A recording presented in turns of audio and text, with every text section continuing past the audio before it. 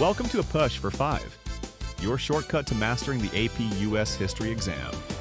Let's jump into our midterm review, periods 1 through 4. If you can master these hard-level questions, you're well on your way to an A. Question 1. Stimulus covering questions 1 through 3. The Jay Treaty, 1794.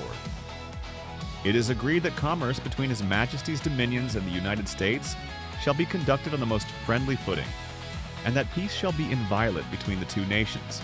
The Embargo Act, 1807. An embargo is hereby laid on all ships and vessels in the ports and harbors of the United States, forbidding all trade with foreign nations. Question. The shift from the Jay Treaty to the Embargo Act best illustrates which evolution in early U.S. diplomacy? A. From cautious neutrality to explicit alignment with revolutionary France. B. From mercantilist dependency on Britain to isolationist withdrawal from the Atlantic world economy. C. From Hamiltonian federalism toward Jeffersonian advocacy of agrarian self-sufficiency. D. From pragmatic commercial accommodation to coercive economic nationalism intended to assert Republican independence. The correct answer is D. From pragmatic commercial accommodation to coercive economic nationalism intended to assert Republican independence. Jay's treaty accepted interdependence to preserve peace. Jefferson's embargo used trade restriction as an instrument of sovereign assertion. Question 2.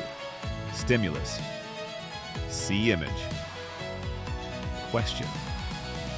Both the Jay Treaty and the Embargo Act expose a persistent dilemma faced by early U.S. policymakers. A. Whether a republic dedicated to liberty could sustain economic independence in a world dominated by empires.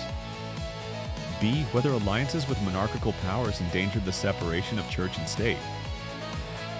C. How to reconcile westward expansion with maritime commercial obligations. D. How to manage domestic partisan conflict without resorting to foreign entanglement.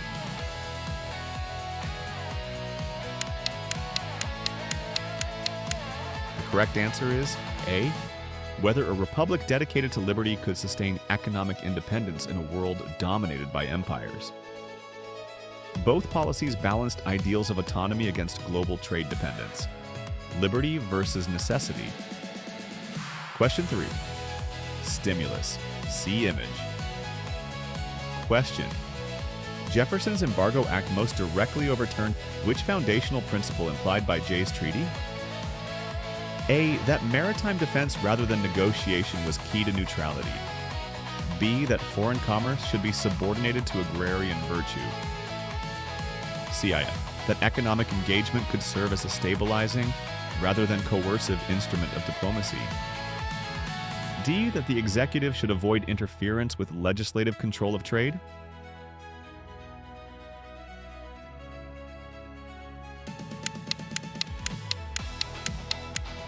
The correct answer is C.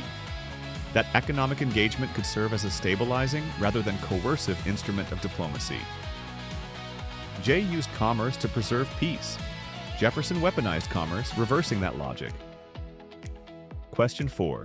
Stimulus. Abigail Adams, 1776. Remember the ladies. Catherine Beecher, 1841. The care of a family are the most dignified employments for her sex. Question. The movement from Abigail Adams' appeal to Beecher's treatise most clearly reflects A. A rejection of education as a means of empowering women intellectually. B.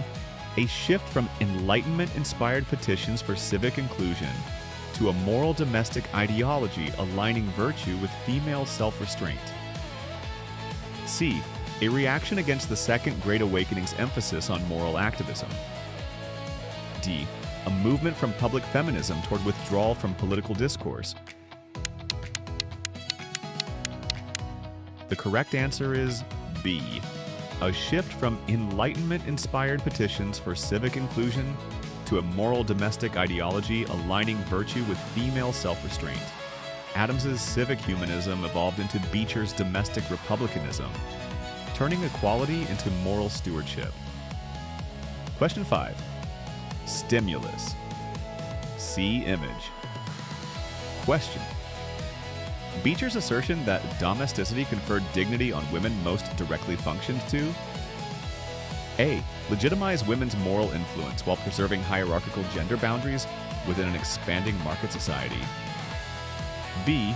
Undermine patriarchal authority by transferring virtue from church to household. C. Reinforce lower-class labor norms rather than middle-class respectability. D. Challenge Republican motherhood by secularizing female virtue.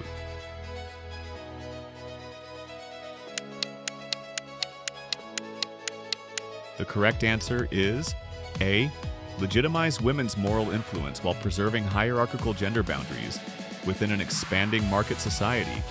Beecher linked female virtue to respectability within capitalist modernity, preserving limits on equality. Question 6. Stimulus. See image. Question.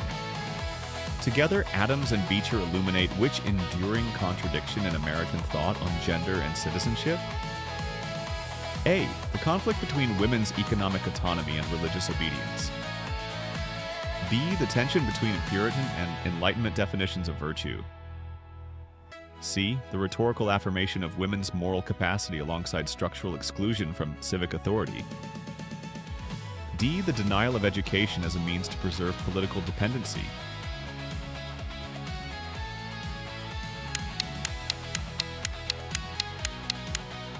The correct answer is C. The rhetorical affirmation of women's moral capacity alongside structural exclusion from civic authority. Both celebrated female virtue while sustaining legal subordination. A lasting ideological paradox. Question 7. Stimulus covering questions 7 through 9. John Winthrop, 1630. We shall be as a city upon a hill. South Carolina planter, 1740s. Our prosperity depends upon our plantations and the labor of our Negroes. Question. The cultural contrast between these excerpts most directly represents A. Competing interpretations of Anglican theology within the British Empire. B. Divergent regional syntheses of religion, labor, and hierarchy that produced distinct visions of community and morality. C. The universal spread of democratic institutions across colonial society. D. Shared Protestant hostility toward economic materialism. The correct answer is B. Divergent regional syntheses of religion, labor, and hierarchy that produce distinct visions of community and morality. Winthrop's covenantal ideal versus the planter's slave hierarchy reveal contrasting regional moral orders. Question 8. Stimulus. See image. Question.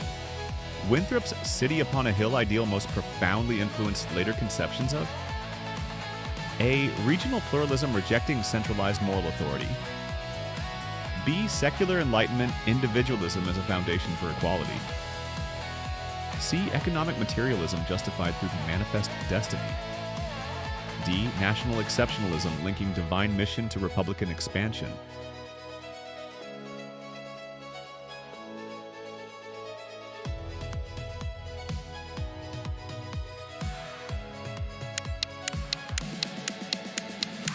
The correct answer is D. National exceptionalism, linking divine mission to Republican expansion. Puritan chosenness became a secularized national mission, defining U.S. moral identity. Question 9. Stimulus. See image. Question. The planter's attribution of slavery to providence reveals which broader colonial pattern? A.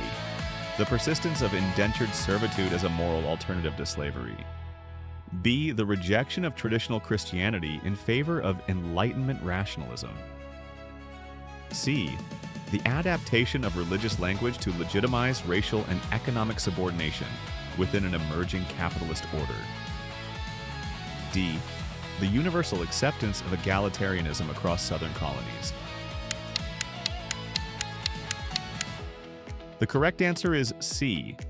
The adaptation of religious language to legitimize racial and economic subordination within an emerging capitalist order. Southern elites sacralized profit and hierarchy through divine rationalization. Question 10. Stimulus. Lowell Mill Workers' Letter, 1834, described factory women's defense of wage labor as a path to moral independence and personal dignity, asserting the virtue of free labor against exploitation.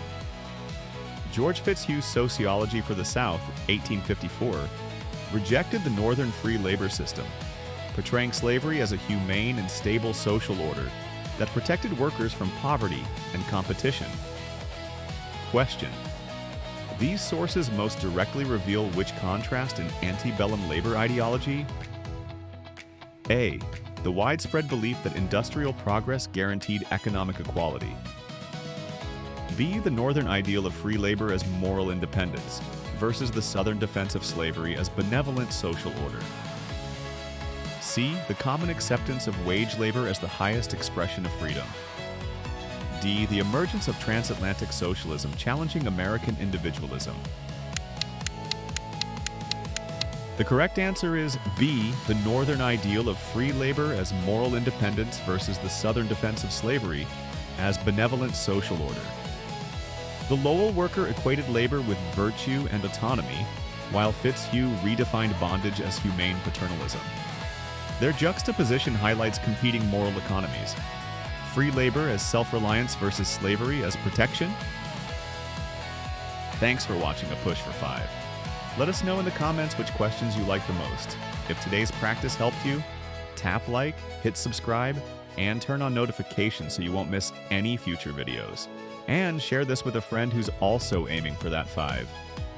If you want more hands-on learning or direct feedback, reach out directly. We'd love to help you take your prep to the next level. See you in the next video.